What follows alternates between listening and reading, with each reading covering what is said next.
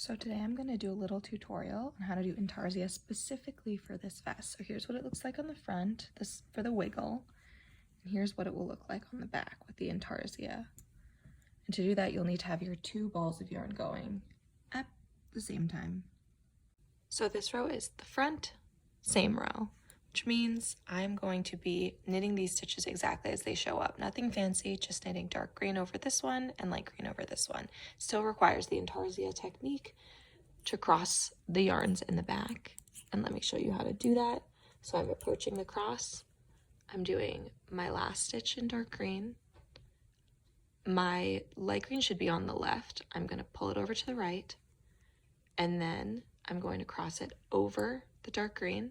Hold the dark green on the side just to make sure it's nice and tight, and knit my next stitch in light green. So I've just done that switch. It looks nice and neat on the back. Okay, here's another one to show you. This is where we're on the front and we're changing stitches. So instead of knitting over this one, we're going to be adding the green here. So I'm going to knit up to the change. I've just knitted that last dark green stitch. I'm going to do the next one because that's what's called for in the chart. I'm going to pull the light green from the back, give it kind of a tighten, and I'm going to cross it over the green, pull the dark green over, and knit that next stitch. So here we have it. I've added this dark green on top, and then I continue as normal. Here's how it looks in the back. The crossover.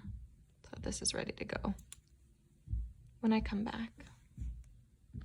Okay, here's the final example. It's when it's same over same, so we're not changing where the colors go. We're just using Intarsia and knitting right on top. So I've come close to where that color changes. I'm going to do the final light over light, and then I am going to cross, cross, so that I am holding this one on this side and this one on that side, and I continue knitting in the pattern.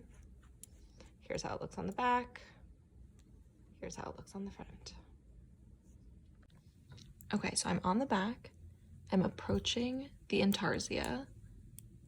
I have a stitch marker in the middle of my stitches. That is totally personal preference and is not a requirement. That's just how I like to do it. So I'm approaching the back. Sometimes if I need to, I'll flip just to see that I'm sure I know what direction the stitches are going in.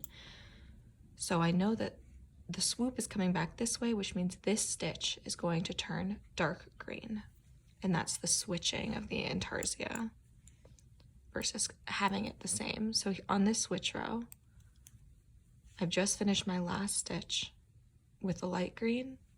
I'm going to cross my dark green over my light, cross my light green one more time so that they have crossed in the back like this. You can see like the beginning of a knot. And then I'm going to knit with my dark green, that new stitch, the new switch stitch, and keep going.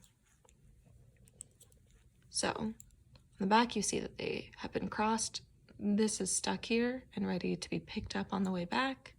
And on the front, that new stitch has been picked up.